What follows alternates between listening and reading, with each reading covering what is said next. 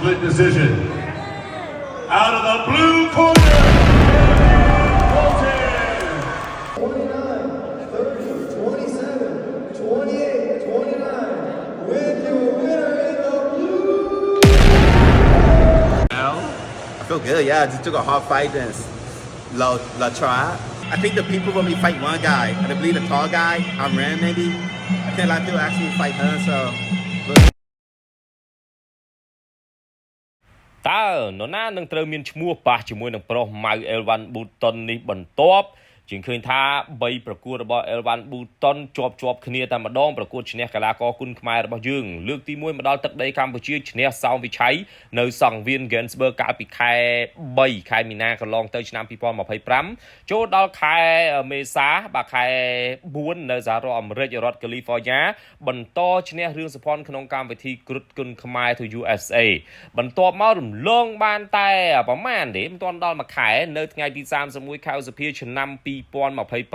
អេលវ៉ាន់ប៊ូតុនបន្តឈ្នះកីឡាករឡៅចត្រានៅទឹកដីនៃទីក្រុងតាកូម៉ា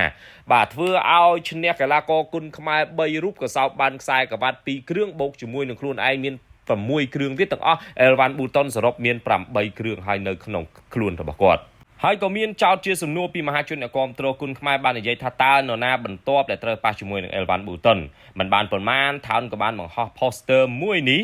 ប៊ុំគឺប៊ុលតុនអេវ៉ាន់នឹងត្រូវមកប្រកួតនៅទឹកដីកម្ពុជាជាថ្មីនៅក្នុងថ្ងៃប្រហ័សទី3ខែកក្កដាឆ្នាំ2025នៅសង្វៀនថោនបាទហើយស្របគ្នានេះដែរក៏មានកីឡាករ2រូបដែលម្នាក់ធ្លាប់ចាញ់អេលវ៉ាន់ប៊ូតុននិងម្នាក់ទៀតអេលវ៉ាន់ប៊ូតុនចង់ជួបនោះគឺប៊ុំនេះហើយដែលធ្លាប់ចាញ់អេលវ៉ាន់ប៊ូតុននៅសហរដ្ឋអាមេរិករដ្ឋតាកូម៉ាហើយនឹងមួយទៀតគឺប៊ុំម្នាក់នេះហើយគឺអេលវ៉ាន់ប៊ូតុនក៏ធ្លាប់ចង់ជួបដោយបទសភាពីខាងមុខចឹងគាត់ថាអាចនឹងមកជួបម្នាក់ដែលខ្ពស់អញ្ចឹងមិនដឹងថាតើក្នុងកម្មវិធី Golden Boy របស់ស្ថានីយ៍ទូរទស្សន៍ Town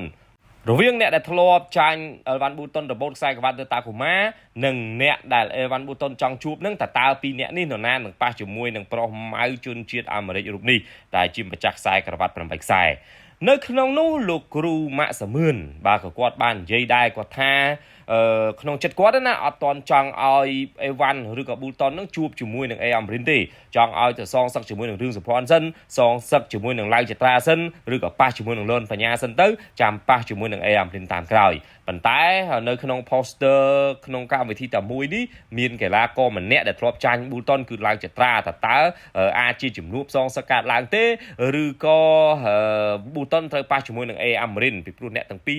រឬក៏អ្នកទាំង3នេះមាននៅក្នុងកម្មវិធីតែមួយបាទចុះសម្រាប់បងប្អូនយើងគិតយ៉ាងណាដែរចង់ឲ្យប៊ូតុនប៉ះអេអាមរិនតែម្ដងឬក៏ចង់ឲ្យប៊ូតុនសងសឹកជាមួយនឹងឡៅចត្រាដំបូងសិន